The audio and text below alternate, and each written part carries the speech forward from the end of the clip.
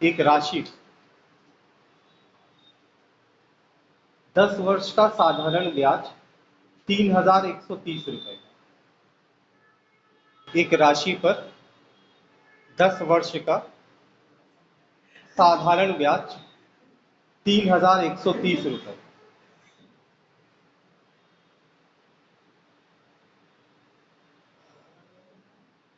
लिख लिया? 130, हाँ, 3130। यदि 5 वर्ष बाद मूलधन 5 गुना कर दिया जाए, यदि 5 वर्ष बाद मूलधन 5 गुना कर दिया जाए, तो 10 वर्ष का साधारण ब्याज क्या होगा? यदि 5 वर्ष बाद मूलधन 5 गुना कर दिया जाए, तो 10 वर्ष का साधारण ब्याज क्या होगा? देखो, अभी थोड़ी देर पहले तुमने बोला था किताब मोटी है, ये वो है। इससे इससे पतली किताब लगाओगे तो मतलब केवल आर्मी अग्निवीर का पेपर निकाल बस, और कोई नहीं। हाँ, ज्यादातर एक ही बात है। देखो, एसएससी जीडी भी अगर तुम्हें देना हो, आसान पेपरों में इससे ज्यादा आसान पेपर अब कोई नहीं। एसएससी जीडी भी देना हो तो तुम्हें एटलीस्ट ये बुक आनी चाहिए मिनिमम। हाँ, अगर तुम्हें इतना नहीं आता है तो फिर तुम छोड़ दो कि तुम तैयारी करो ही मत।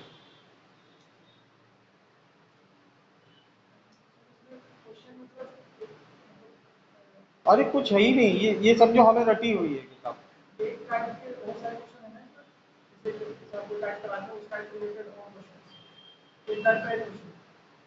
एक टाइप के 2-3 सवाल है। हाँ,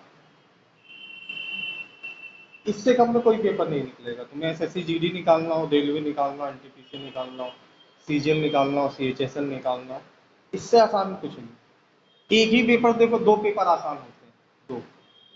एक उत्तर प्रदेश पुलिस सिपाही, उसका तुम मौका खोज चुके हो, अब 1.5-2 साल बाद दोबारा हो सकता है पेपर हो, मतलब ये आसान जो पेपर होता है। दूसरा पेपर शिक्षक भर्ती, बस यही 2 पेपर आसान होते हैं बस, और इनके अलावा कोई पेपर है ही नहीं आसान।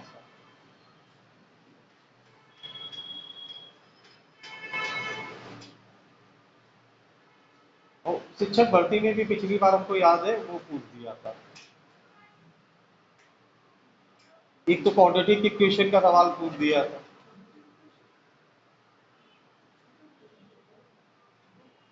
अच्छा सवाल, केवल प्रीवियस ईयर, बस। एसएससी सबसे अच्छा पेपर ही एसएससी होता है। अगर तुम एसएससी की प्रिपरेशन कर रहे हो तो अलग से किसी एग्जाम की प्रिपरेशन करने की जरूरत ही नहीं होती। बुद्धिमान लड़का वही होता है जो एसएससी की प्रिपरेशन करता है, और सबसे ज्यादा सिलेक्टेड भी लड़के वही होते हैं जो एसएससी की प्रिपरेशन करते हैं।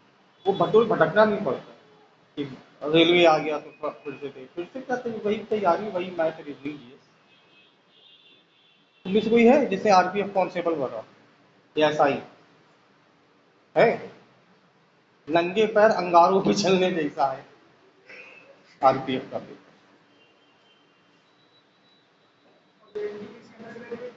1 बीघा खेत में कभी आग लगा दें और फिर उसमें दौड़ के इस पार से उस पार हुआ। अगर तुम सही सलामत उस पार पहुंच गए तो समझ लो पेपर निकल जाए। आरपीएफ से कठिन तो कोई पेपर है ही नहीं। हाँ, आरपीएफ से टफ कोई पेपर नहीं। जो लड़का आरपीएफ कांस्टेबल निकाल देगा वो शर्त लगा के कह रहे यूपीएसआई निकाल देगा। हाँ, 100% निकाल, जो आरपीएफ कांस्टेबल निकालेगा खाली रिटर्न निकाल देगा। और ऐसे लड़के बहुत नहीं, तुम मूर्ख हो, तुम्हारा दोष नहीं। आरपीएफ की वैकेंसी कितनी? 3400, 3400, 3400, 3400 पूरे भारत में। भारत में जिले भी 3400 से ज्यादा, मतलब हर एक जिले पे भी एक वैकेंसी है। आरपीएफ एसआई की वैकेंसी कितनी? 450। हो सकता है कानपुर, लखनऊ, उन्नाव, इलाहाबाद, इतने मतलब बड़े बड़े, उन्नाव हटाओ, उन्नाव हटाओ, कानपुर, लखनऊ, इलाहाबाद, बनारस, यूपी के सबसे बड़े शहर हैं। चलो गाजियाबाद को भी ले लेते हैं डेवलपमेंट के बेसिस पे। इन 5 डिस्ट्रिक्ट से हो सकता है एक भी लड़का पास। हाँ। ये जब लड़का निकला था ना, ये जो आरपीएफ एसआई है, ये जब निकला था तो कानपुर, लखनऊ, उन्नाव, रायबरेली, बाराबंकी, हरदोई, एक लौसा था। जब ये ट्रेनिंग कैंप में गया था तो यूपी में केवल ये और सिर्फ एक लड़का होता, पूरे यूपी से 2 लड़के। तो इसको तुम सोच सकते हो कि ये पेपर जो लड़का निकाला वो यूपीएससी भी निकालता, इसमें उतना पोटेंशियल है। इसकी 120 मेरिट गई थी, इस लड़के के 118 नंबर थे। मतलब 120 क्वेश्चन आते हैं पेपर में और उसमें 118 नंबर। नहीं, चमत्कार नहीं, रियल टैलेंटेड लड़के होते हैं। अब 2009 में हमने पढ़ाना शुरू किया था और आज तक इतने टैलेंटेड 2 या 3 लड़के पढ़ाए होंगे बस, जितने इतना गजब का टैलेंट हो ऐसे 2 या 3 लड़के पढ़ाए।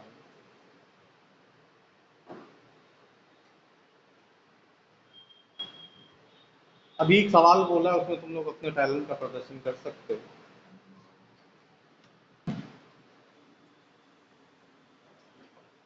तुमने अगर मेरे को सवाल लगा लिया तो उसको भी हम चमत्कार मानेंगे कि तुम्हारे जैसे। अरे तुमने लगा लिया तो भी चमत्कार, कि तुम्हारे जैसे मूर्ख लड़का जब लगा ही ले रहा है।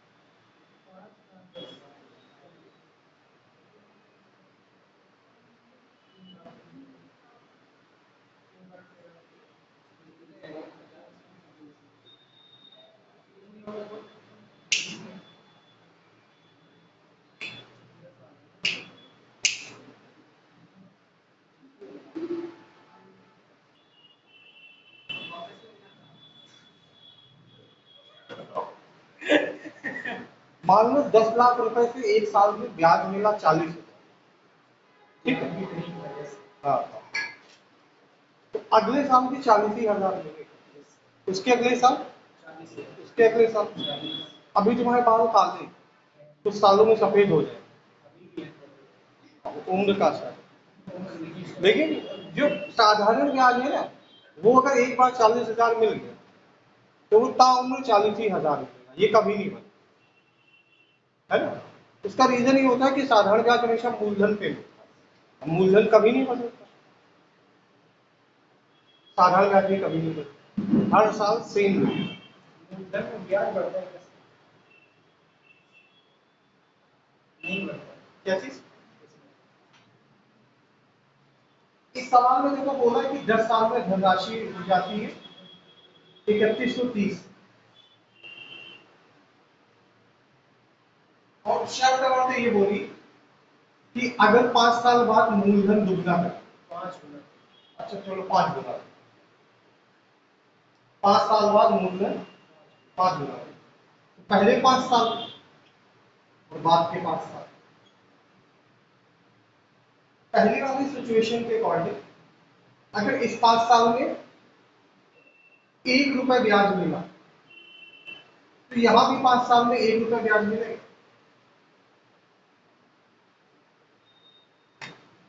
जैसे 1 साल में मिलने वाला साधारण ब्याज, जैसे नहीं जब तुम्हारे केस में बोला कि 1 साल में 40,000 मिला, तो इस साल 40 मिला तो अगले साल में इसके अगले साल में, अगर 1 साल का ब्याज से तो 5 साल का भी तो सेम होगा। जो पहले 5 साल का ब्याज होगा वही बाद के 5 साल का ब्याज होगा। ये बात सही है? जो पहले 5 साल में ब्याज वही बाद के 5 साल में ब्याज। इस हिसाब से टोटल ब्याज कितना। तो सवाल ने अभी जो शर्त बोली वो ये कि पहले 5 साल तो नॉर्मल, उसके बाद मूलधन 5 गुना। तो अगर मूलधन 5 गुना करोगे तो ब्याज भी तो 5 गुना हो जाएगा। जैसे तुम्हारे अकाउंट में 10 लाख, ब्याज कितना मिलना? ब्याज 40,000। तो अगर तुम्हारे अकाउंट में 20 लाख होते तो ब्याज कितना मिलता? 80,000। अगर अकाउंट में 40 लाख होते तो 1,60,000। जिस रेशियो में मूलधन बढ़ेगा उसी रेशियो में ब्याज बढ़ेगा। तो अगर मूलधन 5 गुना कर दिया तो बाद ब्याज भी तो 5 गुना हो जाएगा। तो 1 और 5 ब्याज कितना? 6। पहले कितना था? अभी कितना? कितने गुना? 2 से 6 कितने गुना है? 3 गुना। 2 से 6 कितने गुना? 3 गुना। तो बस इसको भी 3 गुना कर दो।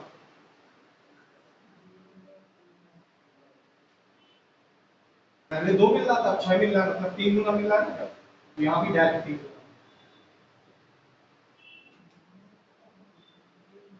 समझ में आ रही है? तुम्हारी नहीं, मैं तो सवाल ही नहीं पता।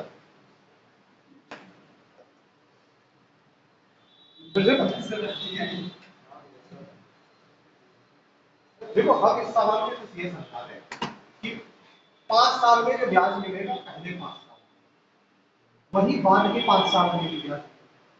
ठीक है, इस हिसाब से 10 साल में टोटल ब्याज कितना मिलता? 1 और 1 टोटल ब्याज कितना? लेकिन सवाल में बाद में शर्त बोली कि अगर 5 साल बाद मूलधन 5 गुना कर, 5 साल बाद 5 गुना कर, शुरुआत में तो मूलधन नेगेटिव रहेगा ना जो था।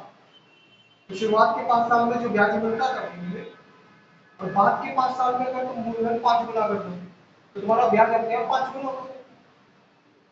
ठीक है, एक ये और मूलधन 5 गुना के आपको ब्याज भी 5 गुना, 5 ये टोटल 1 और 5 ब्याज कितना? पहले 2 था, अब 6 है, कितनी गुना है? तो बस इसको भी 3 गुना है। अगर यहाँ 10 साल की 12 साल होगा तो समय भी ऐसी कुछ बोला होगा जो 12 का इंटरवल करता होगा ना, जैसे 5 5 10 हाँ, फिर 4 4 4 कर देगा या 6 और 6 कर देगा या 8 साल और 4 साल कर देगा। मतलब जो पूछेगा वो के पेयर में आ जाएगा। हाँ, उनका सम तो दिए गए सालों की बराबरी होगा ना, जितने भी साल दिए।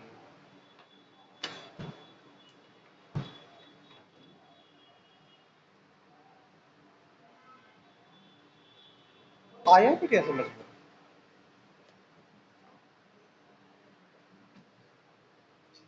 वैसे मैथ है ही बहुत आसान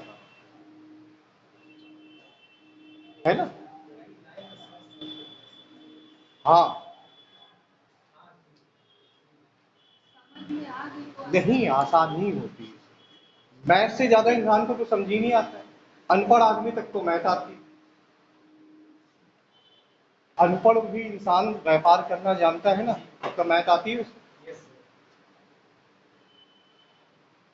हम लोग जो जो कुछ भी पढ़ते इसमें अगर रियल में लाइफ में कुछ एप्लीकेबल है तो मैथ ही है, बाकी पता नहीं क्यों पढ़ रहे हैं।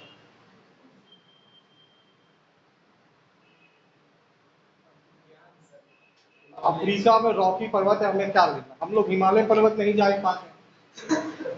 जो तो भगवान की कृपा हो जो वैष्णो देवी जम्मू में आके बस गई, इसी बहाने पहाड़ देखने को मिल जाते। अगर वैष्णो माता सोच के देखो, वैष्णो माता हरदोई में होती, जीवन में जो पहाड़ देखने का सुख मिल रहा है वो भी ना मिल पाता। वो तो बुद्धिमान रहे होंगे वो लोग जिन्होंने पहाड़ों में देवताओं को बसाया, वैष्णो देवी, मैयर देवी, पूर्णागिरी,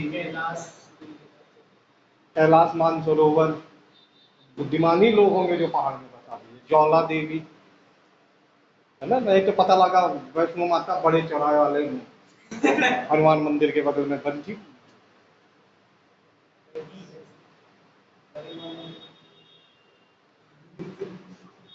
मन ही ना करता जाने।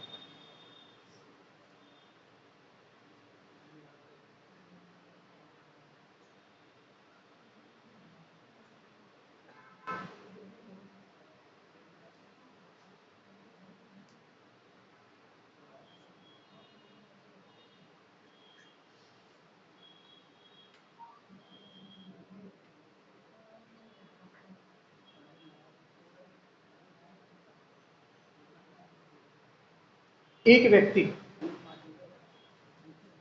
देखो ये सारे क्वेश्चन जो है वो मिसलेनियस हैं, मतलब एक दूसरे से कोरिलेट नहीं करेंगे।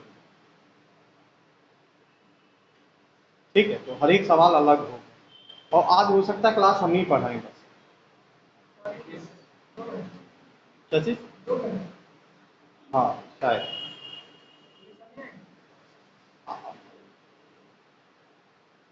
जिंदगी और मौत के बीच झूल रहे। आज हमने पूछ भी लिया था कि कल क्या खाना है, क्या मन है बता दो।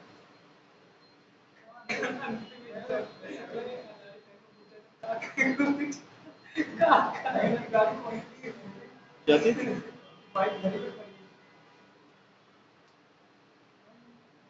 बाइक तो खड़ी, आदमी नहीं खड़ा हो पाया। बुखार उखार है, उनके पड़ोस में कोई बुखार से गुजर गया 3 दिनों में, सुबह से बड़े घबराए घबराए घूम रहे। डर रहे थे तो थोड़ा बहुत हमने और डरा दिया, हमने बता दिया हमारे पड़ोस में भी गुजर गया, बुखार आया था। नहीं ऐसा कुछ नहीं। सुबह साथ में एक फोटो भी हमने ले ली, यादों के नहीं होगा, मान लो बाद में पोस्ट करने के काम आती है भाई। ओम शांति किसके नीचे लिखोगे बताओ?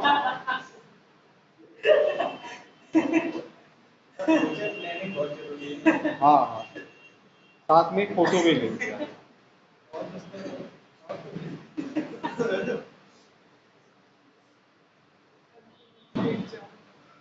एक व्यक्ति अपनी धनराशि,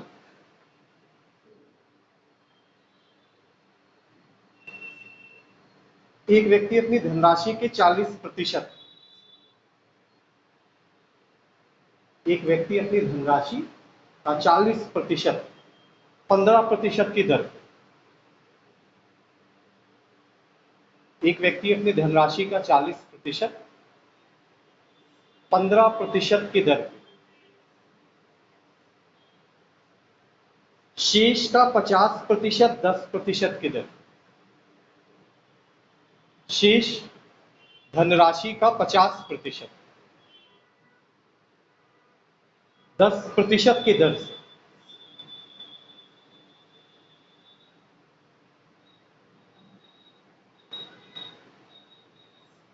और शेष राशि को 18% की दर पे उधार देता है, और शेष राशि को 18% की दर पे उधार देता है।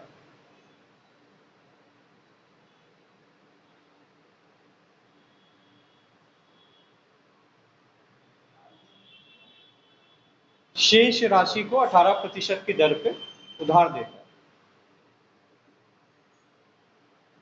यदि संपूर्ण धनराशि पे ब्याज की गणना करनी हो तो ब्याज की वार्षिक दर क्या है? यदि संपूर्ण धनराशि पर ब्याज की गणना करनी हो तो ब्याज की वार्षिक दर क्या है?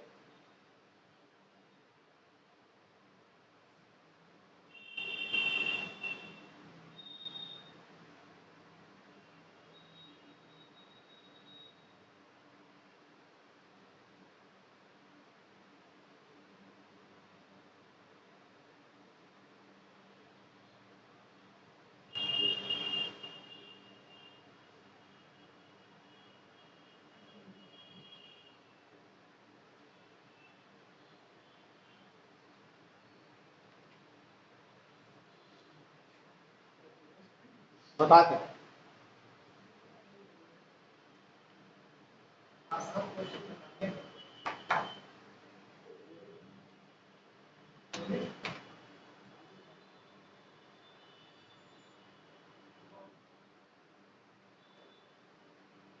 पानी सही है। कुछ गया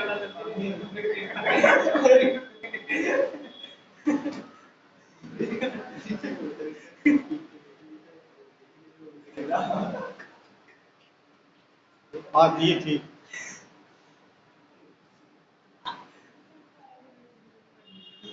देखो पहले उसने 40% को दिया और 40% दिया उसने 15 की दर।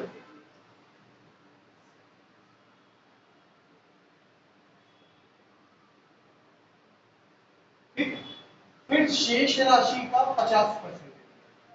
अच्छा कोई भी धनराशि अपने आप में 100% की तो ठीक ठीक बढ़िया सही। कोई भी धनराशि अपने आप में 100% होती, 100 में से 40 दे दी, शेष कितनी बची और उसका 50% 30। ये सही है ना? कोई भी धनराशि 100% होती, 100 में से 40 दे दी, शेष बची 60। लेकिन उसने शेष पूरी धनराशि नहीं, शेष राशि का 50%। तो शेष बचा 60 और 60 का 50%। और ये किस दर पे दिए? 10%। 40 और 30 कितना हो गया? 70। 100 में 70 हो गया, बचा कितना?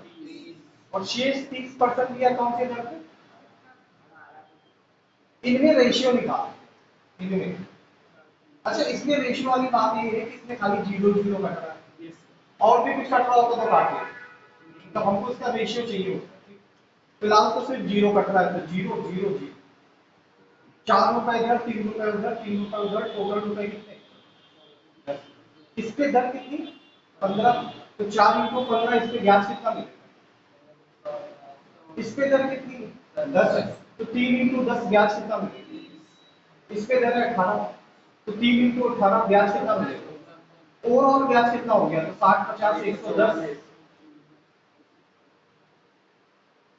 144। और किस पे? 10। तो 10 से 144 को भाग कर तो दर निकल रही 14। बस यही है। ये सोचिए ना कहां से आएगा? भाग किया है। जैसे मान लो लिखा होता है 6 इंटू क्वेश्चन मार्क बराबर 48, तो क्या करोगे? 48 को 6 से भाग करो, तभी तो पता चलेगा कि ये क्या है 8। वैसे 10 से 144 को भाग करा है तो क्या है 14.4। फिर से पता देखो कोई भी धनराशि अपने आप में 100% होती है, तो समझते हो। और उसने 100 में से कितना परसेंट पहले दिया? 40। और ये 40% दिया किस दर पे? 15। ठीक। फिर शेष राशि का 50% मतलब आधा। तो 100 में 40 तो हो गया, तो शेष कितना बचा? 60। उसका भी 50%, 60 का 50%। और ये दिया किस दर से? 10। सवाल में ऐसा होगा 40 इधर 30 इधर 70 हो गया, 100 में 70 हो गया, तो बचा कितना? 30। और ये दिया किस दर पे? 18। हमको क्या करना था? हमको इनमें रेशियो चाहिए। ठीक है, तो रेशियो के लिए ये 0 कैंसिल 0 कैंसिल 0 कैंसिल, 4 3 7 3 10, ओवरऑल 10 रुपए। इस पे दर है 15, तो 4 इंटू 15 ब्याज होगा 60। इस पे दर है 10, तो 3 इंटू 10 ब्याज होगा। इस पे दर है 18, तो 3 इंटू 18 ब्याज होगा। ठीक है, टोटल ब्याज कितना जोड़ लिया? 144। और ये टोटल ब्याज कितने? तो 10 से भाग कर दिया। अभी भी अगर समझ में ना आया हो तो ऐसे एक और एग्जांपल देख। जैसे मान लो क्वेश्चन होता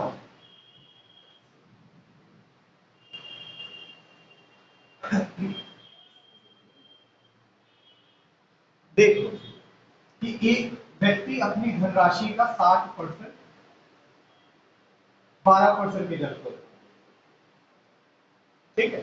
फिर मान लो यही सेम बोला होगा कि शेष धनराशि का 50%, तो शेष है 40 और उसका 50%, और ये दिया होता मान लो 15%। फिर शेष धनराशि दी होती, शेष कितनी बची? शेष दी होती मान लो 12 15 20%।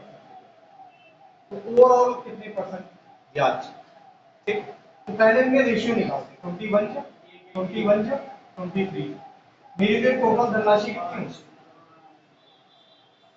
फिर वही गुणा 3 × 12 यहाँ पे 1 × 15, 1 × 20, तो हो गया 30, 20, 50, 10, 60, 65, 71। ठीक है, ये 71 रुपए ब्याज मिले, किससे मिले? तो 71 को 5 से भाग कर दिया 14.2। भगवान चाहेगा तो भाग कर दो।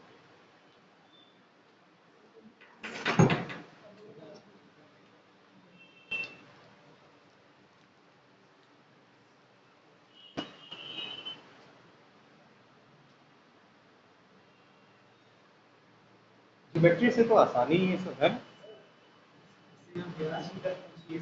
हाँ हाँ, दिया हो सकता है। हाँ, अगर ब्याज दिया होगा तो मूलधन भी दिया होगा, फिर दर पूछेगा, ब्याज बराबर मूलधन इंटू दर इंटू समय।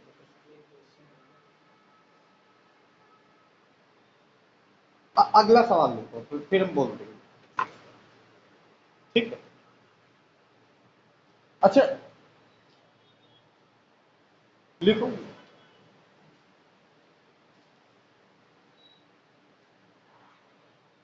एक व्यक्ति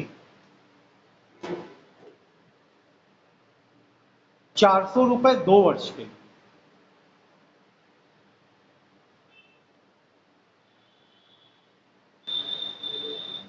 400 रुपए 2 वर्ष के लिए, 550 रुपए 4 वर्ष के लिए, 550 रुपए 4 वर्ष के लिए, और 1200 रुपए 6 वर्ष के लिए उधार देता है, और 1200 रुपए 6 वर्ष के लिए उधार देता है।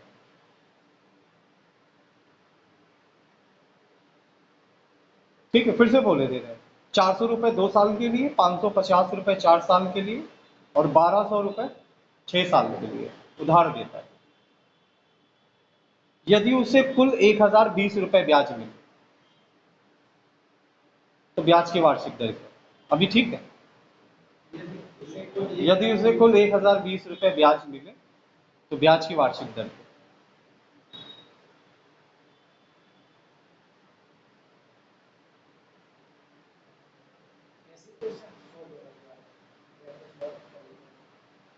नहीं, थोड़ा चेंज है वैसे ही कि ब्याज दे रखा, दर पूछी, यही तो बोल रहे थे ना।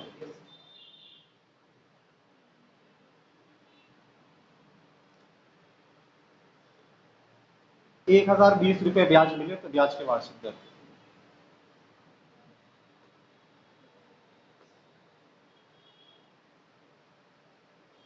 देखो, इस तरह के सवाल में एक ही बंदा अलग अलग लोगों को अलग अलग टाइम पीरियड के लिए अलग अलग धनराशियां उधार देता घूम रहा है। इस सवाल में एक आदमी ने 3 लोगों को उधार दिया। पहले आदमी को 400 रुपए उधार दिए और 2 साल के लिए, दूसरे आदमी को 550 रुपए उधार दिए 4 साल के लिए, और तीसरे आदमी को 1200 रुपए उधार दे दिए 6 साल के लिए। और इन तीनों जगह से एक साथ उसको जो ब्याज मिला है वो 1020 है। ठीक है, तो ब्याज की वार्षिक दर, काजल आजल लगाया था क्या आंखों में?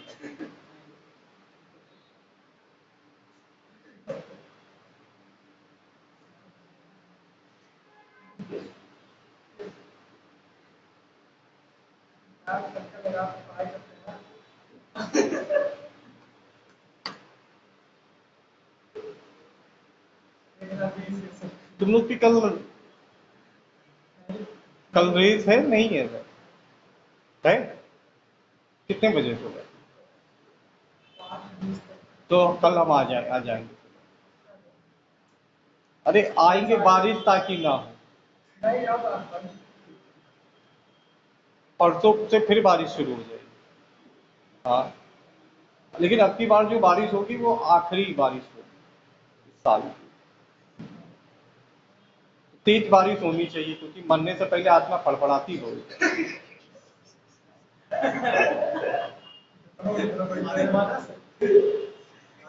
हाँ, जहर वहर दो इसे कोई, खुद को ही देख लो, वही अच्छा है।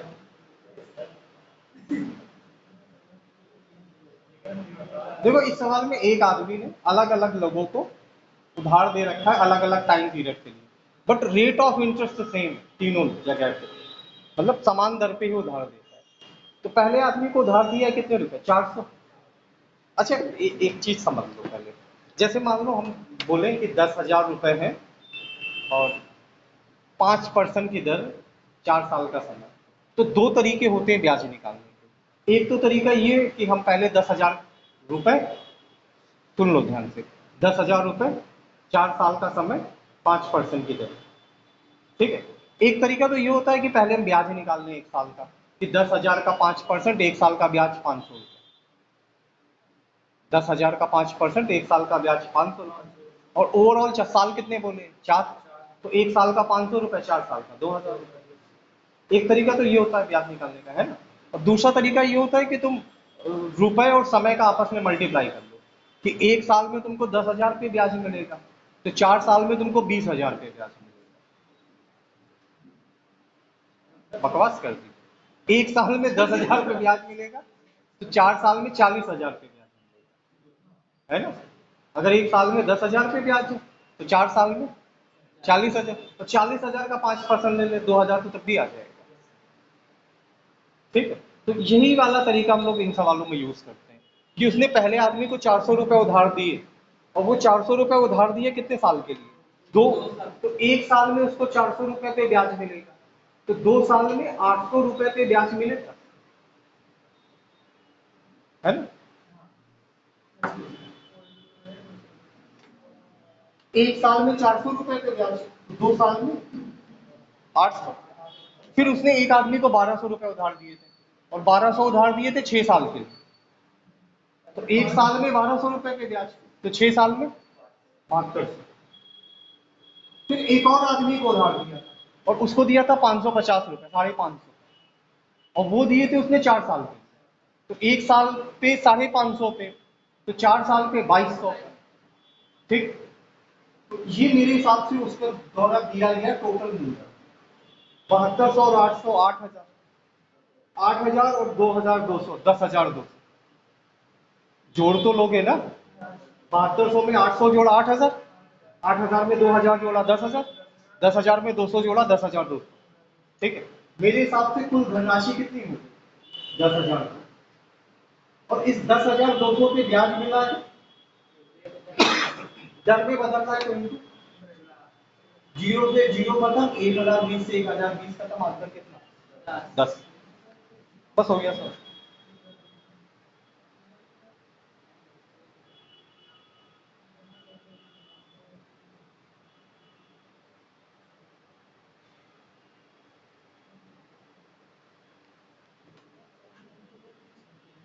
फिर से बताया क्या, शुरू से देखो, एक उसने 400 रुपये पहले आदमी को उधार दिए थे, और 400 रुपये 2 साल के लिए उधार दिए थे। तुमने बोला 1 साल में 400 रुपये पे ब्याज मिलेगा, तो 2 साल में जो ब्याज मिलेगा वो किस रकम पे मिलेगा, 800। फिर एक आदमी को उसने 1,200 उधार दिए थे, और 1,200 उधार दिए थे 6 साल के लिए, तो 1 साल में 1,200 पे ब्याज मिलेगा, तो 6 साल में 12 और 6 का गुणा 7,200, ठीक है। फिर तीसरे आदमी को 550 रुपये उधार दिए, 550, और वो दिए 4 साल के लिए, तो 1 साल पे 550, तो 4 साल में 550 में 4 का गुणा, तो 2,200। सबको जोड़ लिया कि ओवरऑल जो ब्याज मिलेगा वो किस पे मिलेगा, तो सबको जोड़ा तो ओवरऑल ब्याज मिलेगा 10,200 पे। और ब्याज मिला कितना, तो सवाल में ब्याज मिला था 1,020। दर में बदलना तो आती, दर में बदलने के लिए ब्याज बटे मूलधन इंटू 100।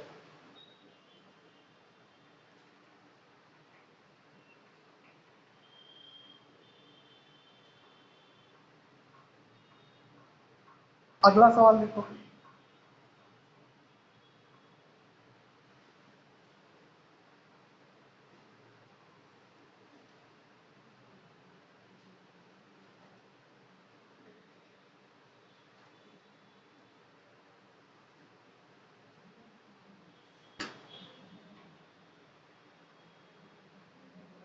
अच्छा एक ऐसा सवाल लगाना चाहोगे, लिख लो ऐसा ही सेम, अशुभ संकेत होते हैं हाथ से पेन वन छूटना, ठीक है। छूटा है, चल नहीं रहा, कूड़ा घर है, कभी फेंक दी, उठाओ वापस, जाओ जाओ उठाओ जाओ। एक तो डस्टबिन जैसा तुम्हारा चेहरा,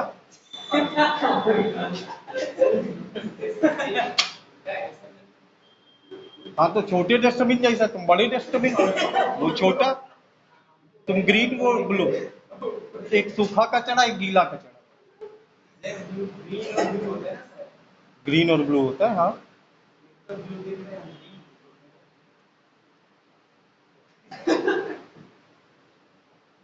एक व्यक्ति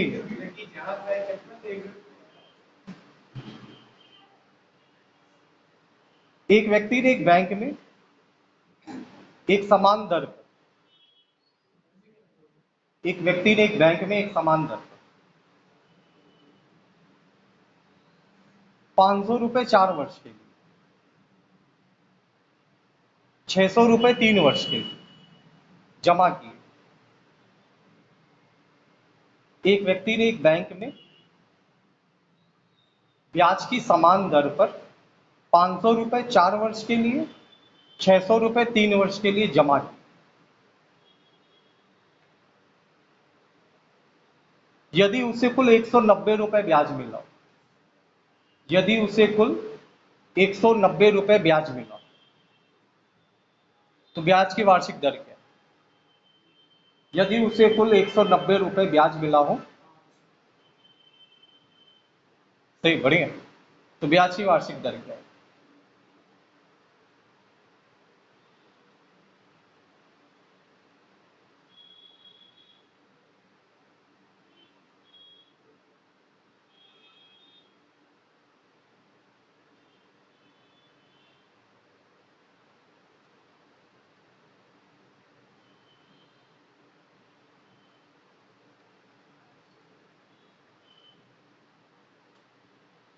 होते ही नहीं हमसे इतनी जल्दी।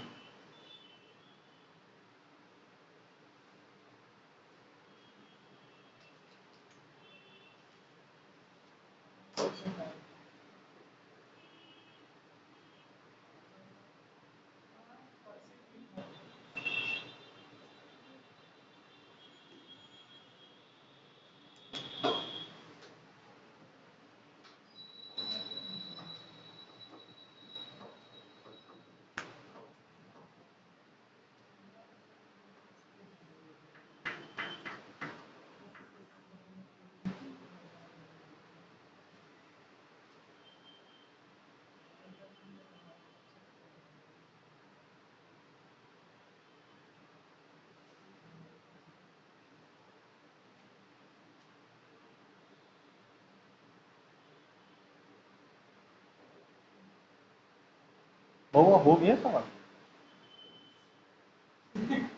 पंखे आराम से।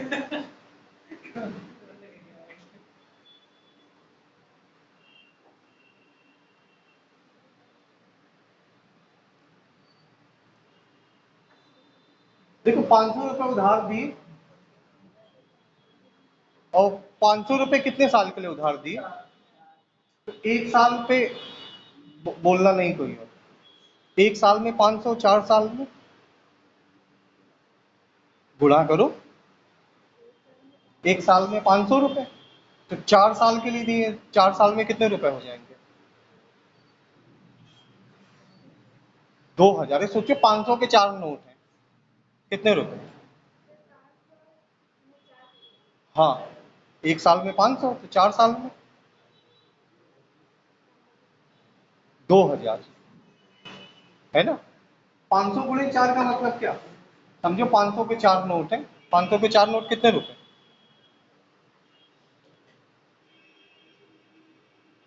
और फिर 600 रुपए 3 साल के लिए उधार दिए, तो 600 इंटू 3 कितना? 18। ओवरऑल रुपए कितने हुए? 2000 और 1800 कितने?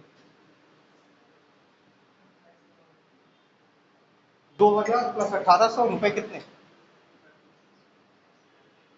हाँ, सवाल में ब्याज कितना मिला? 190। दर के लिए 100 से गुणा कर लेते हैं, दोनों जीरो से जीरो खत्म, 19 से कैंसिल किया 10, 19 से कैंसिल किया 2, 2 से 10 कैंसिल किया 5%। तुमने कोशिश ही नहीं करनी करने की। एकदम आसान सवाल है, बेवकूफ से बेवकूफ बच्चे कर लेते हैं। इस तरह का सवाल भाई कर लिया था कि नहीं? नहीं कर पाए थे। महामूर्ख नहीं कर पाते, थोड़े बहुत मूर्ख हो गया था ना मैंने। तुमसे भी नहीं, तुम मूर्ख शिरोमणि हो।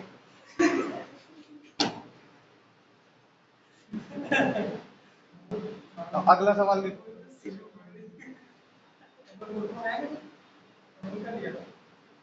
तो वही तुम बता रहे थे कि मूर्ख लड़के भी कर लेते हैं।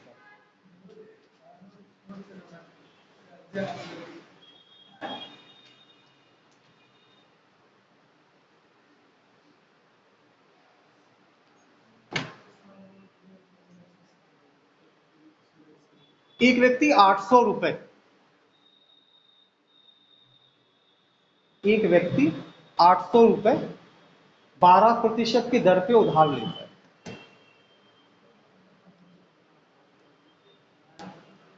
एक व्यक्ति 800 रुपए 12% की दर पे उधार लेता है। हाँ हाँ। एक दूसरा व्यक्ति 910 रुपए, एक व्यक्ति 800 रुपए 12% की दर पे उधार लेता है। एक दूसरा व्यक्ति 910 रुपए 10% की दर पर उधार लेता है। एक दूसरा व्यक्ति 910 रुपए 10% की दर पर उधार लेता है। कितने वर्ष बाद, कितने वर्ष बाद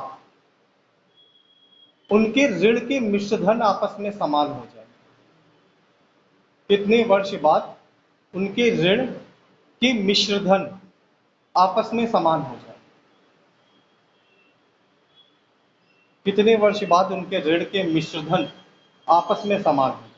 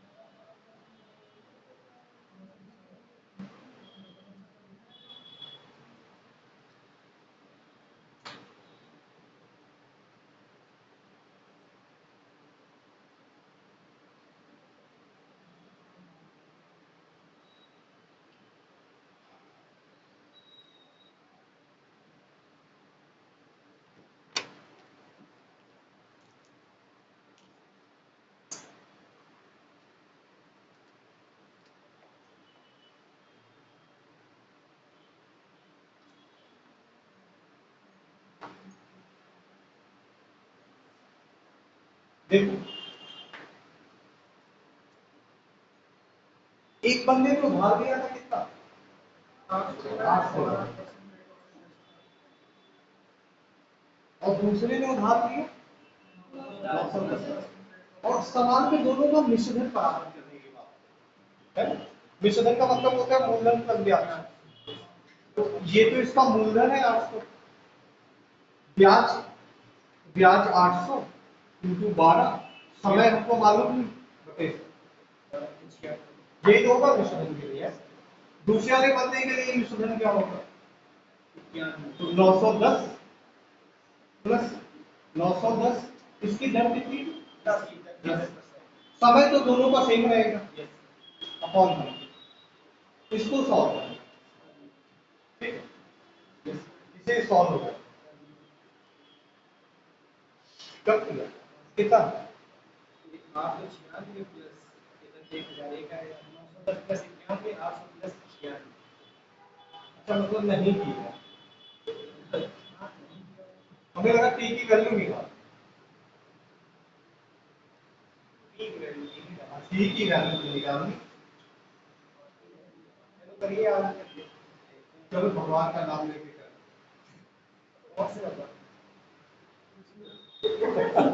सही है, जो प्रत्यक्ष बैठे हैं।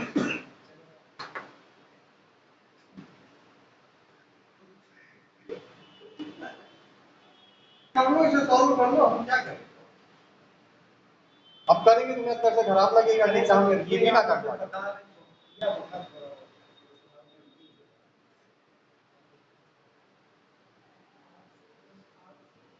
कैलकुलेट कर लो,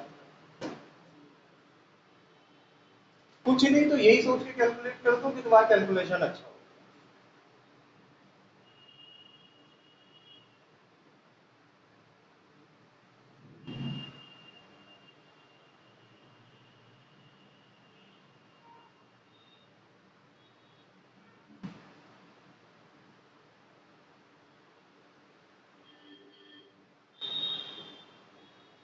देखो अच्छा, अभी करेंगे 800 प्लस दोनों जीरो खत्म, 12 96 तो 96 बराबर 910 का एडिटिंग है।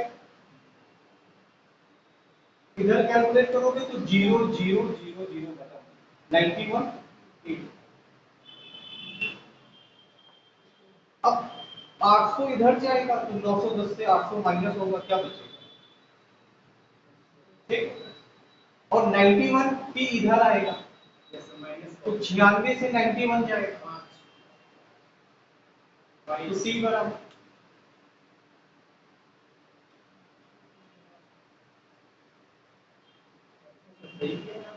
अरे तो टैलेंटेड।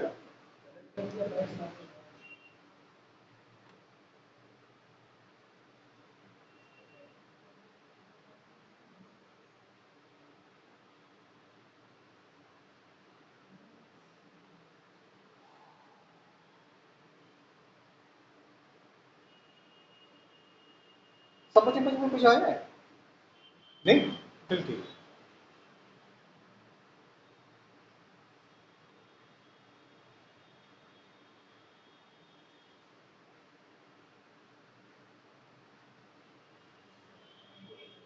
हटा दे। देखो एक तरफ रुपए थे 800 और दूसरी तरफ रुपए थे 910।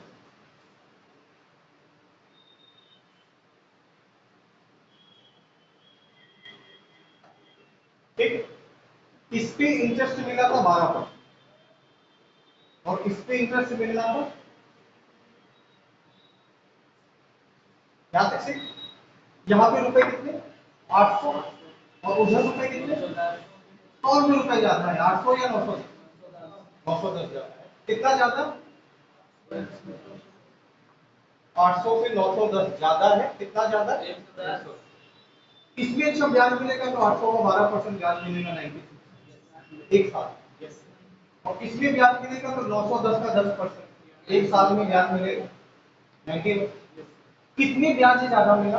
अच्छा रुपए बहुत ज्यादा, वाले रुपए ज्यादा थे। कितने ज्यादा थे? ब्याज इसमें ज्यादा है। कितना ज्यादा है? 5। कितने साल में? एक साल में 5 रुपए तो 110 रुपए कितने साल में?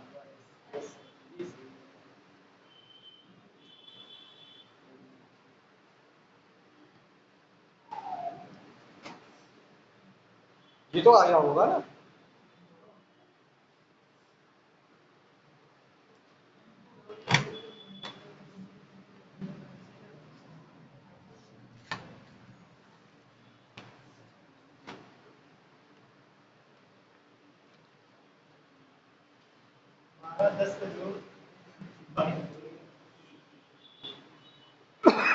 हर व्यक्ति का तुम्हारे इतना हुनर होता।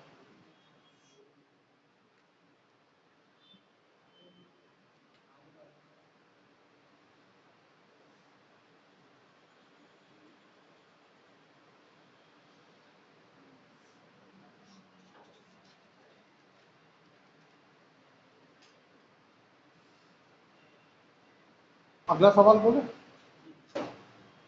36,000 रुपए 9.5% की दर से 36,000 रुपए 36,000 रुपीज 36,000 रुपये 9.5% की दर से 5 जनवरी सन 2013। 36,000 रुपये 9.5% की दर से 5 जनवरी सन 2013 से 31 नहीं 5 जनवरी से 31 मई 36,000 रुपये 9.5% की दर से 5 जनवरी से 31 मई 2013। 5 जनवरी से 31 मई सन 2013। 5 जनवरी 2013 से 31 जनवरी 31 मई 2013। सर आप 5 जनवरी से 31 मई सन 2013। हाँ तक का ब्याज ज्ञात। हाँ बस बस पकड़ लिए साहब। 5 जनवरी से 31 मई तक एक 36,000 रुपये की धनराशि बैंक में जमा रही थी 9.5% की दर से। ब्याज बताना है कितना होगा।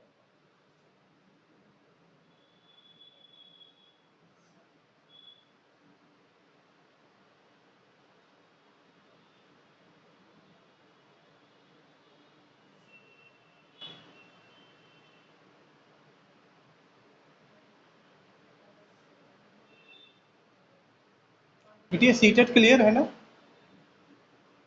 स्कोर बढ़ाना तुमको बताना, हम बढ़वा देंगे।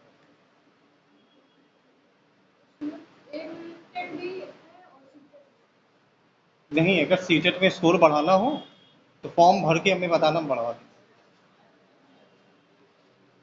कोई जुगाड़ दो नंबर के काम हम नहीं करते, ईमानदारी वाले काम बताएंगे और उससे 100% नंबर बढ़। ठीक है।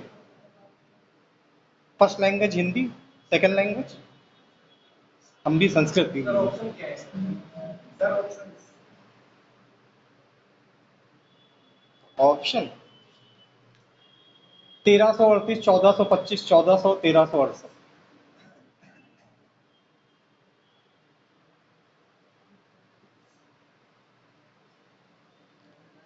ये तुमको पता है कि सीटेट जो है वो बहुत ही मूर्ख आयोग है, ये तो पता होगा। इन लोग को पेपर बनाना नहीं आता। ये लोग करते क्या है कि आज घर जाके देखना, पेपर तो रखे ही होगा। नोटिस ये करना कि देखना तुम second language Sanskrit, second language Hindi, second language English कि सेम क्वेश्चन नंबर के सेम आंसर। ऐसा होता है सीटेट। यानी कि तुम जैसे, मेरा ये कहना है कि तुम जब पेपर देने जाओ तो फर्स्ट लैंग्वेज हिंदी करो और सेकंड लैंग्वेज भी हिंदी करो, उमार भर दो, देखना नंबर बढ़ जाए। अटपटी लग रही होगी बात, ऐसा लग रहा होगा ऐसा हो ही नहीं सकता, सर 1368 है ना? कल पेपर लेके आना। सर हाँ पेपर लेके आना, फिर हम दिखाते हैं। 1368 हाँ सही। नहीं, पेपर से बात ज़्यादा समझ में आएगी। पेपर तो होगा ना, या फेंक दिए? कल पेपर लेके आना, फिर हम समझाएंगे। लेकिन बताना मत ज़्यादा, हम खाली अपने स्टूडेंट को ही बातें बताते हैं। कोई ये बात बताता ही नहीं, या पता नहीं कोई ध्यान नहीं दे पाता है क्या है। पर सीटेट और यूपीटेट दोनों यही चूतियापा करते हैं। इन लोग को पेपर ही नहीं बनाना। आयोग की गलती है कि उसे पेपर बनाने की तमीज ही नहीं। हम सोच रहे हैं हमारा वाला मैटर खत्म हो जाए, फिर हम खुद उन लोग को एक ईमेल करें कि महामूर्ख हो। अब हमारा वाला मैटर क्लियर हो जाए, फिर हम खुद ही इन लोग को मेल कर देंगे मूर्खों, कम से कम पेपर तो सही सेट करो। सही ऑप्शन है। कल पेपर लेके आना, फिर समझ में आएगा हम क्या बता रहे हैं।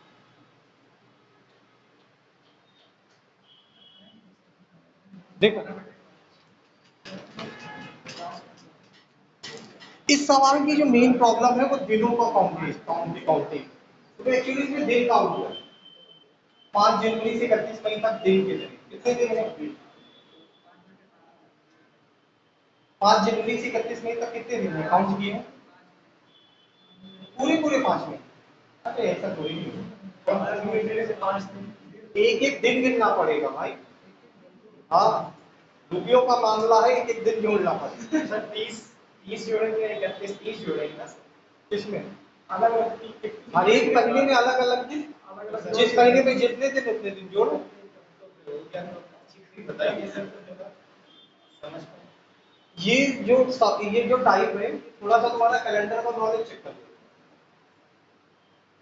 देखो रुपए जमा कब करेंगे? 5 जनवरी। देखो रुपए पे 3600 है ना?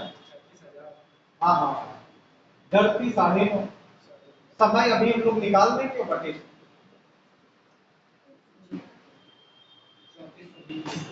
देखो जनवरी में 5 जनवरी को जाके बदले में रुपए, तुमको सोचना ये कि 5 जनवरी से 31 जनवरी तक दिन कितने होते हैं? 31 जनवरी। जनवरी में 31 दिन होते हैं ना, तो 5 जनवरी से 31 जनवरी तक कितने दिन हुए? 5 जनवरी को जोड़ना पड़ेगा।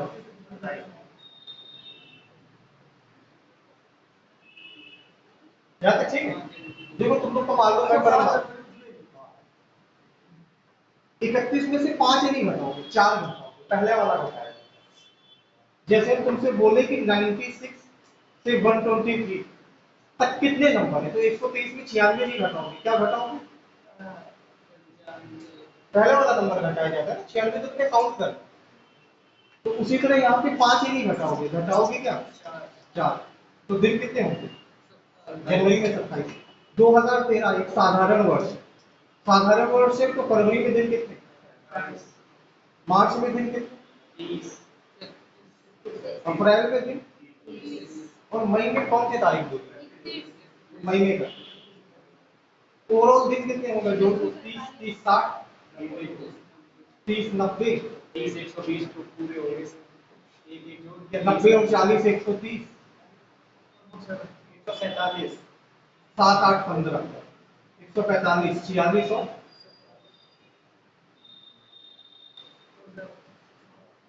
147। देख लेना सर, जल्दी देख लो, 45 सही है। ये महीने का किस तारीख है? 30 होगा सर। एक दिन का लफड़ा है। वही कह रहे ना, 30 होगा। पता है ना, वो कटेगा नहीं।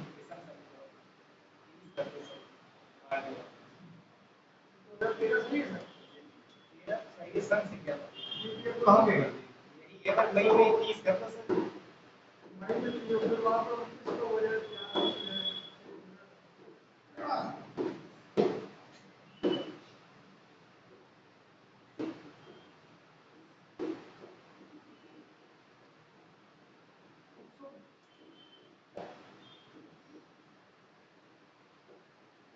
पाँच सर इसमें 26 से होगा।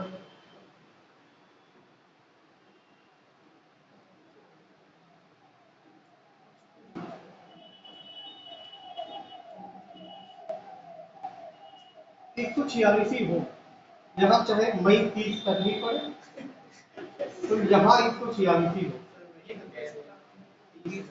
रीजन बता देंगे।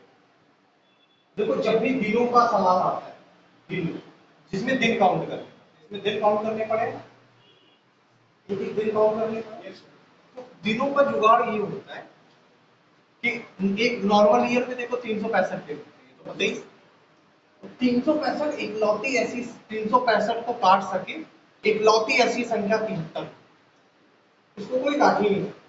73 अभाज्य संख्या है, 365 73 के अलावा किसी और से कटता ही नहीं। 73 पंजे 365। अभी तुम्हें लग रहा होगा ये काहे को बता नहीं, सवाल में 30 ही मई होगा, मतलब उससे पैसा का विड्रॉ 30 मई को भी करेंगे। सही कर लो।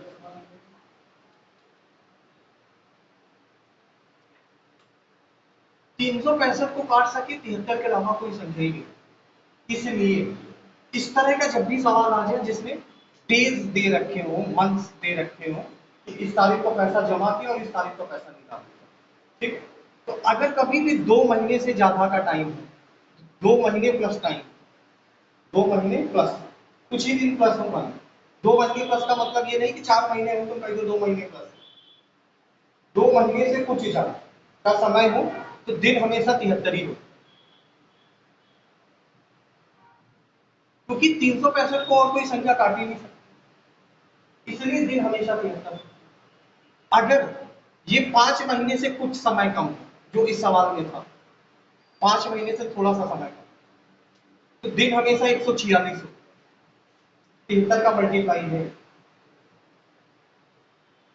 ठीक, 146। अगर हर महीना 30 दिन का मानो तो 5 महीने का मतलब 150 दिन होते हैं। अगर हर महीना 30 दिन का मानो तो 5 महीने का मतलब 150 दिन। अगर 5 महीने से कुछ दिन कम तो हमेशा दिन कितने होंगे? 146। और ऐसे ही अगर 7 महीने के आसपास मुद्दा पहुंच जाए तो दिन हमेशा 200 होंगे, उससे ज्यादा का कभी होगा नहीं। ठीक, ये सबके सब क्या है, ये सबके सब 73 के मल्टीपल। तो अगर इस तरह का सवाल हो और उसमें 2 महीने के आसपास का टाइम हो तो बिना काउंट करे कह देना 73 देगा। 5 महीने के आसपास का टाइम हो तो कह देना 146। ठीक है, 7 महीने के आसपास का टाइम हो तो 219। यही एक लॉग, यही वो संख्याएं होती जो 365 को काट सकती। 365 को फिर किसी और से कटता नहीं, तो इसीलिए बोल रहे यहाँ पे दिन कितने होंगे? 146। 146 दिन के चक्कर में हम 30 मई करेंगे, तो यहाँ पे दिन कितने? 146। साल में दिन कितने? 365। अब दिन को साल में बदलने के लिए 365 से तो भाग करो, तो 73 दोनों है, 73 5 आगे कैलकुलेट करो, 5 से गया 1 10 2 को 36 का गुणा 72, 72 का 1.9 पे भगवान चाहेगा तो गुणा करो।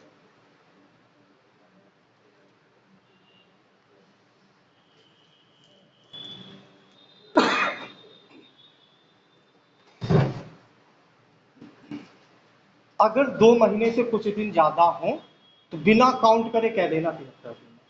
5 महीने से कुछ दिन कम लगे तो 146 दिन। 7 महीने के आसपास लगे तो समझ जाना 219 दिन, क्योंकि 365 को और कोई डिजिट काट ही नहीं सकती, इसलिए दिन हमेशा 73 के मल्टीपल में ही देते।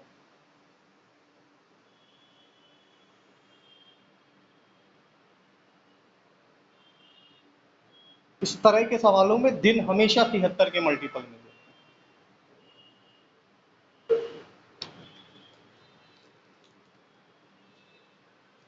साल में 365 दिन होते, 365 को केवल 73 ही काट सकता है।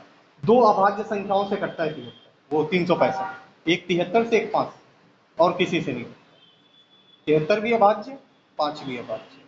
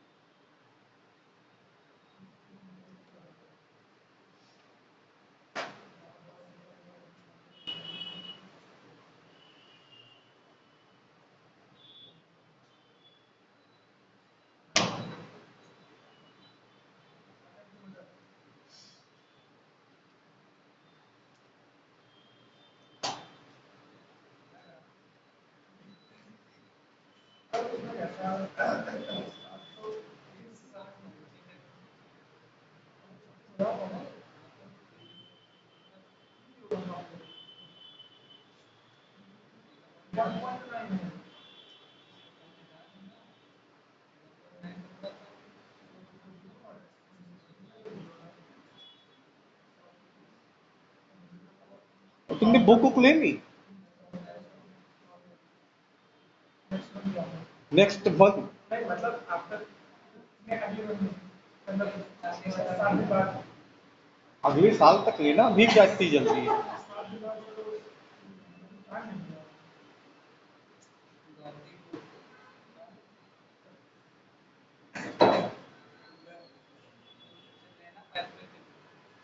सब उसमें खरीदी नहीं जाती नई चीजें, वो सब चल रहा है।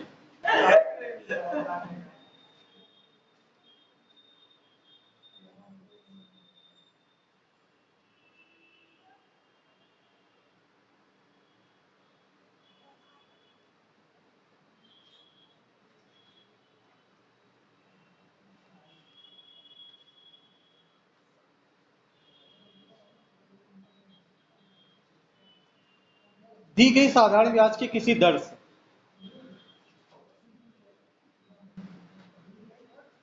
दी गई साधारण ब्याज की किसी दर से किसी समय अवधि के लिए, दी गई साधारण ब्याज की किसी दर से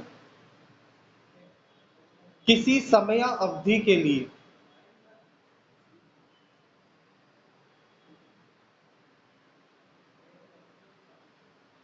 किसी समय अवधि के लिए मूलधन तथा मिश्रधन में 4:5 का अनुपात,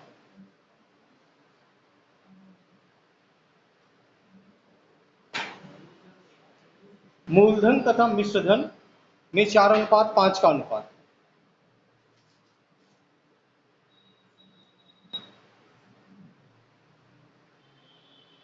तीन वर्ष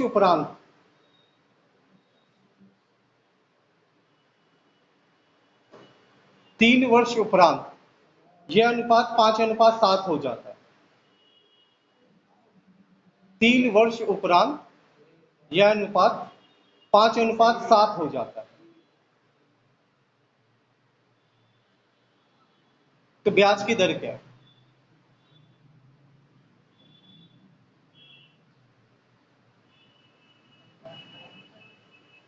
इंटरेस्ट और रेट ऑफ इंटरेस्ट अलग अलग चीजें हैं। ब्याज और ब्याज की दर अलग अलग है। हाँ, ब्याज अलग है, दर अलग है। दर विद परसेंटेज के सिंबल के साथ होती है। जैसे हमने इसके अकाउंट में 10 लाख रुपए जमा करवाए थे, याद है? जो 40,000 रुपए से ब्याज मिला वो इंटरेस्ट, जो रेट ऑफ इंटरेस्ट है वो 4%।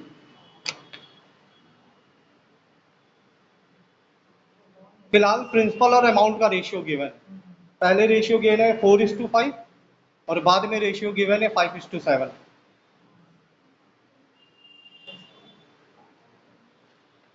करो।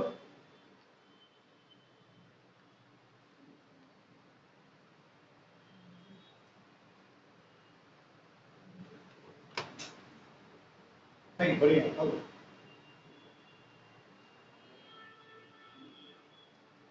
तुम्हारा कोई भाई ही नहीं पढ़ाया है, कोई भाई ही है जिसने पढ़ाया, तो चेहरा पता नहीं क्यों लगता है, जानते पहचानते। हमारे मोहल्ले से तो नहीं, ये सब लोग के नहीं, आवाज नहीं है। उधर तो कभी जाते भी। हाँ सही, आवास विकास गए हुए, मतलब साल में 1 या 2 बार गए। नहीं, वो एक गेस्ट हाउस है ना क्लासिक के सामने। हाँ, उसी में। बस उधर ही गए जब गए।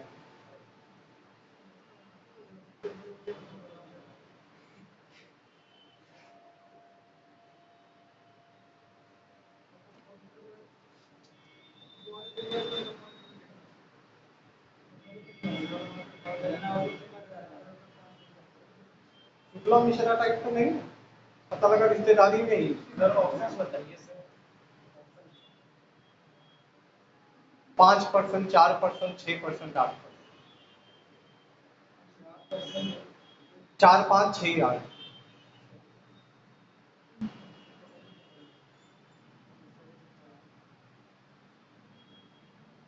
और कुछ चाहिए?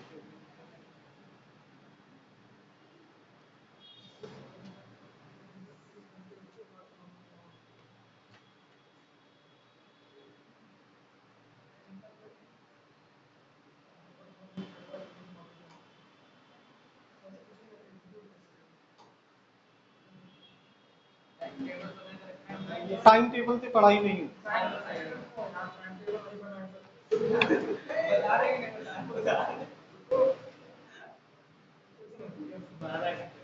टाइम एंड टेबल सब ना पढ़ने वालों के लक्षण।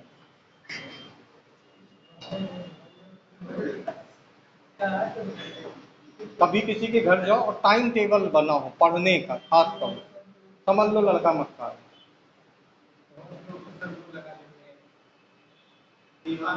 बहुत ड्रामेबाज है। साइंस में सर नहीं होते हैं न्यूमेरिकल टेबल, उसको भी चिपकाएंगे और तो पढ़ने वालों के लक्षण ही नहीं होते।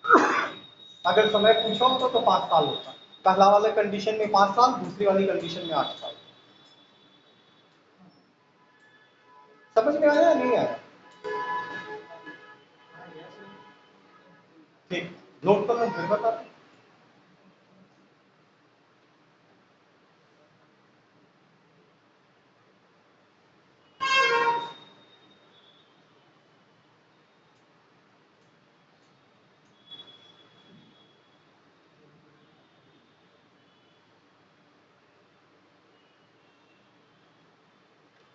देखो, पहले मूलधन और निशोधन में 4-5 का,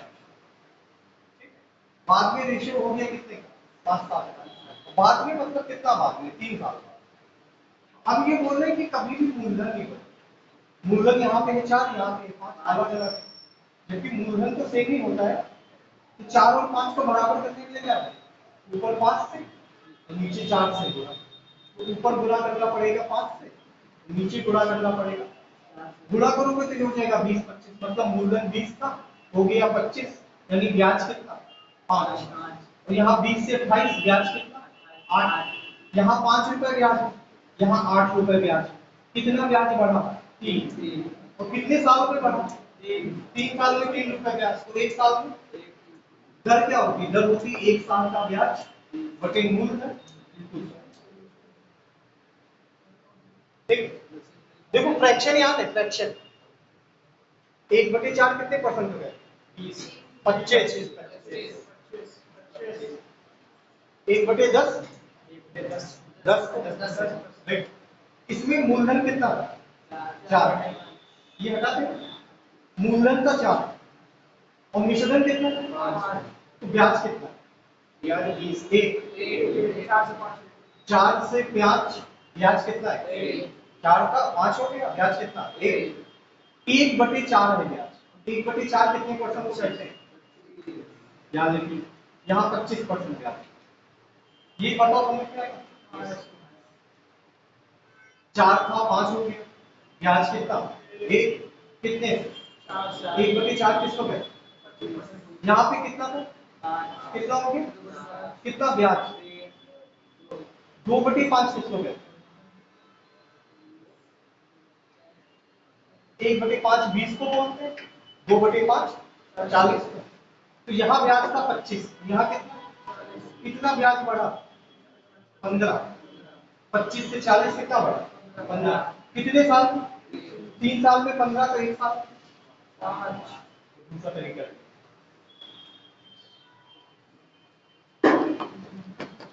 अगर फ्रैक्शन तुम्हें याद है तो ये तरीका ज्यादा आसान है।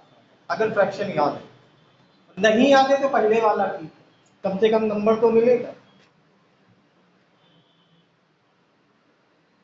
फ्रैक्शन याद करने का तुम लोग को टाइम ही नहीं मिल पा रहा, इतना बिजी शेड्यूल है।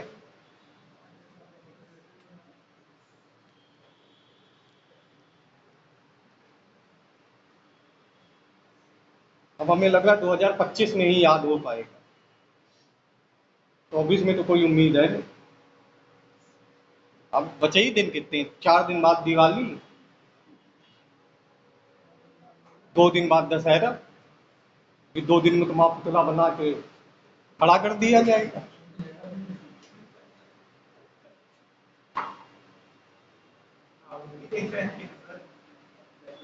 इनका भी बनेगा, तुम्हारा भी बनेगा, रावण का अकेले थोड़ी नहीं बनेगा, कुंभकर्ण भी आएगा साथ।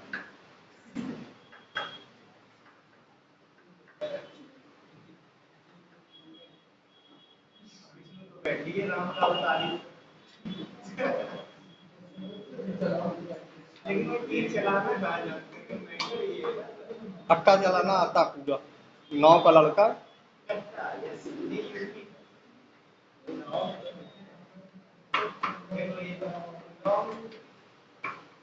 जी बताओ, ये समझ में नहीं आया? कल से आई स्टार्ट करेंगे, ऐसा ही जरूरी बात बता दो मैं तब तक। वो बात नहीं कर, जरूरी बात बता। पूरी मैथ का सबसे आसान है, तुम लोग बहुत ध्यान से सुनो, ये सब बदतमीज है। पूरी मैथ का सबसे आसान लेसन है कंपाउंडिंग। और यही एक लाइन है जो कभी भी किसी और लेसन में हम नहीं गए। एकदम हलवा लेसन है। एसआई में फिर भी दिक्कत थी, बड़े बवाल थे, अलग अलग टाइप का सवाल था। सीआई एकदम हलवा है ना। फिर मैं